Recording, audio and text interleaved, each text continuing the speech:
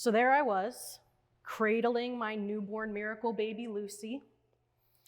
I sat on a stack of pillows to help ease the unrelenting pain in my backside. Moms know.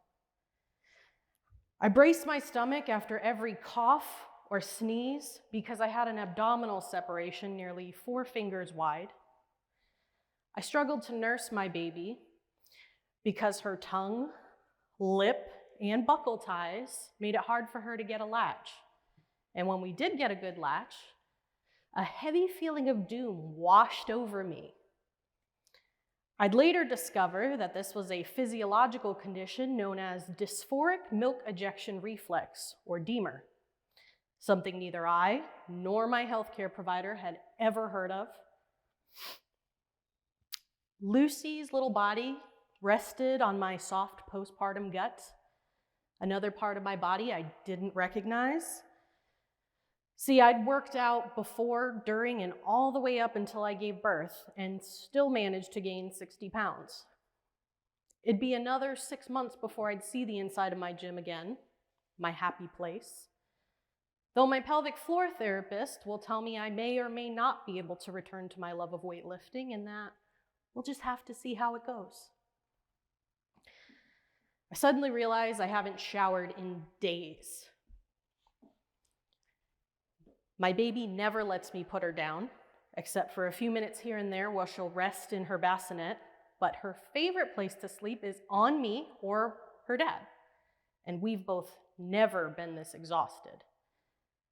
Though somehow he's managed to shower regularly and use the bathroom whenever he wants. We've never fought quite this much, and in the months to come, we will come closer to divorce than we ever have in our 12 years together.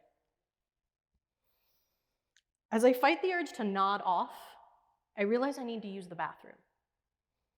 It's in this moment, with my daughter cuddled on my chest and me silently running through the logistics of going pee, that I think to myself, this sucks. With all of the parenting advice I'd received unsolicited, and there was a lot, they warned me about the sleep deprivation, the way my life would change, that parenting would be the hardest job I'd ever love, but I would have this little baby that I loved more than anyone or anything. A lot of that was true. I had never felt this exhausted. I barely recognized my life, but I loved my baby more than I could have ever imagined.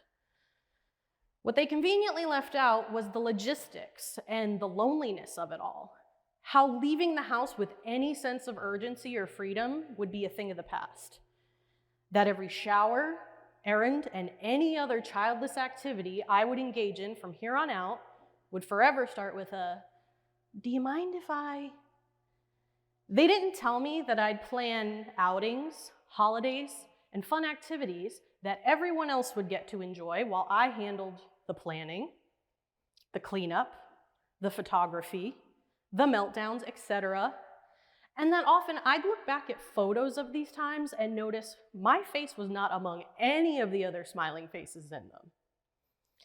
They didn't tell me that I'd have this little person around me all day, every day, but oftentimes I would never feel more alone.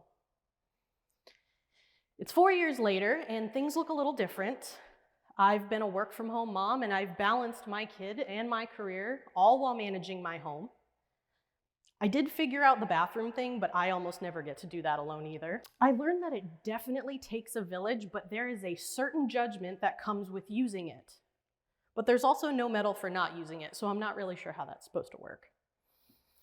I've realized that finding true joy and fulfillment in motherhood and the other facets of my life requires active participation in the life I've cultivated for myself and my family.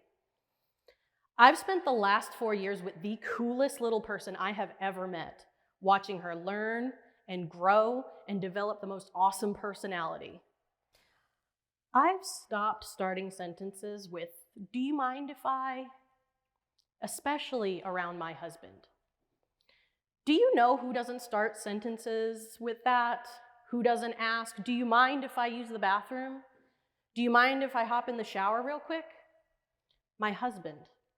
He moves about the world with a freedom I haven't known since before I gave birth. Meanwhile, I treat the time I need for basic hygiene like it's a favor. I don't think anyone meant for this to happen, but there's this curious phenomenon where my husband and I will both be in the same place at the same time, yet somehow the parental duties still defaulted to me. If my daughter needed a diaper change, I changed it. If she needed to be put to bed, I did it. If she asked for something, I got it. If I needed to shower or pee, I needed to announce it to the room to make sure she was supervised while I was gone. When I really questioned this dynamic, I was met with the typical husband response of, well, if you need something, just ask. Why did I have to ask for something he should just expect? I doubt it had ever even occurred to him to ask. At the height of my postpartum depression, I used to wonder, what about me? Once the baby was out, no one seemed to care about how I was doing. It was all about my kid, as if my body hadn't just endured some massive pain and trauma, without drugs, by the way, and again, no medal for that either. But what about my health? My work? What about my hobbies? My comfort? What about my joy? I shared this with a close family member on one particularly frustrating fourth trimester day, to which she responded, what about you? Motherhood's a selfless thing, Alicia. It's not for everyone. Someone else asked me how I could feel so unhappy when I had this happy, healthy, beautiful baby girl at home, as if only mothers of sad, sickly, and ugly babies could feel this way. It occurred to me that it was ingrained in these women to feel shame and to shame others for simply taking up space or even wanting to. They expected the bare minimum at best from their partners. They equated motherhood with martyrdom. I wanted more for myself and my daughter. I wanted to actively participate not only in the joys of motherhood, but in the joys of all the other aspects of my life. It wouldn't be a request, but an expectation. I would take up space without asking for permission. Soon after, while balancing a late-night bottle for Lucy in one hand and my laptop on my knee with the other, I submitted the manuscript for my first book to a publisher. I'd never have my daughter thinking she needed to sacrifice herself or her dreams in order to be a good mom. I stopped breastfeeding because it was driving me crazy, and the DEMER was making it hard for me to bond with Lucy. So I pumped 8 to 12 times a day and bottle fed her, and when I couldn't pump anymore, I gave her formula. The world didn't end. She continued to thrive, and I was much happier having my breast back to myself. I started treating sleep like a necessity instead of a luxury, and I sleep trained Lucy. Some people judged me pretty harshly for letting my kid cry it out while she adjusted, but I started getting full nights of sleep again. It felt like I woke up from a 5-month coma. And Lucy started sleeping 10 to 12 hours a night instead of 20 minutes here and there. We were both happier and healthier. So it just wasn't acceptable to me to just ask when I needed something. I get it. I've seen the sad articles about the moms lamenting over how there's hundreds of beautiful photos of the kids with dad, and the few with mom are horrible, and that we should just be okay that we look like crap in them because it's about the memories. I've read the sad mommy blogs about the poor mom alone at the restaurant with her fussy baby while everyone else enjoys their food. I've read the impassioned essays urging women to just ask for what they need, which is great, but no one's asking us for anything. No one needs to ask me to use the bathroom. No one's asking me to feed them or do a load of laundry. They don't ask because it's expected. They don't ask because basic needs are common sense. Their basic needs aren't seen as inconveniences to those around them. So why are mine? They're not. We've just been conditioned to view them that way because we've been taught to take up as little space as possible to make room for everyone else. After a while, that can make a mother feel really lonely and a little bitter. Taking up space means enjoying the fruits of your emotional labor. Where's my village? Probably in the background of all those photos I'm missing from. Probably laughing at my dinner table while I do the dishes or playing with my kid while I clean up messes. Taking up space is getting to and expecting to participate in the experiences you coordinate. It's expecting to enjoy your time with and without your child just as much as everyone else does. It's not about expecting people to read your mind. It's about expecting them to extend the same common sense and courtesy to you that they do to everyone else. It's been an essential part of my life to undo this conditioning with some simple shifts in my language. So questions become statements. I have work to do. I have an appointment next week.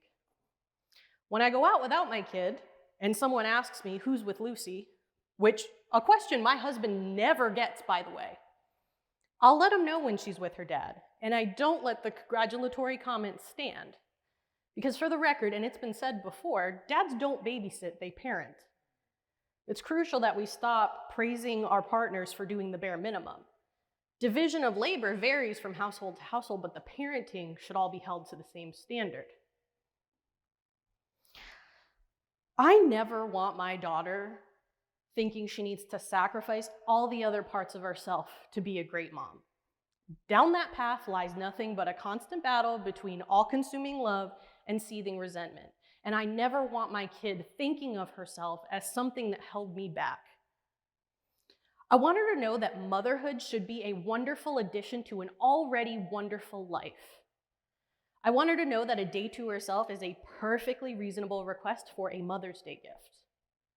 I want her to know that she can love her children and still want things for herself and her life. I want her to unapologetically take up space and maybe get some decent photos with her kids someday. Thank you.